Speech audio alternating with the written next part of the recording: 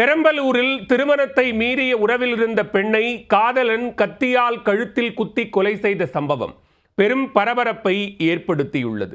தகாத உறவு இரு குடும்பங்களை நிர்மூலமாக்கிய சம்பவத்தின் பின்னணி என்ன? பெரம்பலூர் மாவட்டம் புதுவேட்டக்குடி கிராமத்தைச் சேர்ந்தவர் பெரியசாமி என்பவரின் மனைவி நந்தினி. இவர்களுக்கு திருமணமாகி 3 குழந்தைகள் உள்ளனர். இந்நிலையில் கடந்த 3 ஆண்டுகளுக்கு முன்பு பெரியசாமி உடல்நலக் குறைவினால் உயிரிழந்து விட்டார். அதன் பிறகு அதே கிராமத்தைச் சேர்ந்த நந்தினியின் உறவினரான பச்சமுத்து என்பவருக்கும் நந்தினிக்கும் இடையே பழக்கம் ஏற்பட்டுள்ளது.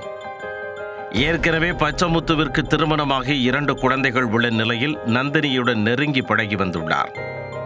இவர்களது உறவு குறித்து அறிந்த பச்சமுத்துவின் மனைவி சத்யா மனமுடைந்து கடந்த ஆண்டு தற்கொலை செய்து கொண்டார்.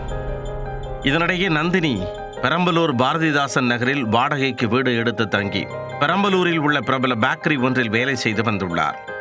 பச்சமுத்து நந்தினியின் வீட்டிற்கு அடிக்கடி சென்று தங்கி வந்துள்ளார். இந்நிலையில் நந்தினிக்கு மேலும் சில ஆண் நண்பர்களுடன் பழக்கம் ஏற்பட்டு அடிக்கடி செல்போனில் பேச ஆரம்பித்ததாக கூறப்படுகிறது. இதனை அறிந்த பச்சமுத்து நந்தினியை கடுமையாக கண்டித்திருக்கிறார். இதனால் அவர்களுக்குள் அடிக்கடி தகராறு ஏற்பட்டுள்ளது. சம்பவத்தன்று அது தொடர்பாக இருவருக்கும் இடையே மீண்டும் கடும் தகராறு ஏற்பட்டிருக்கிறது. வாக்குவாதம் முற்றிய நிலையில் ஆத்திரம் தலைக்கேறிய பச்சமுத்து வீட்டிற்கு ஓடிச் சென்று கத்தி ஒன்றை எடுத்து வந்து நந்தினியின் கழுத்திலேயே குத்தி கொலை செய்துவிட்டு அங்கிருந்து தப்பியோடிவிட்டார். இந்த சம்பவம் குறித்து அறிந்த அக்கம்பக்கத்தினர் உடனே பெரம்பலூர் போலீசாருக்கு தகவல் கொடுத்துள்ளனர். விரைந்து வந்த போலீசார் நந்தினியின் உடலை அரசு மருத்துவமனைக்கு அனுப்பி வைத்தனர். வழக்கு பதிவு செய்து போலீசார் நடத்திய தேடுதல் வேட்டையில் பச்சமுத்து கைது செய்யப்பட்டார்.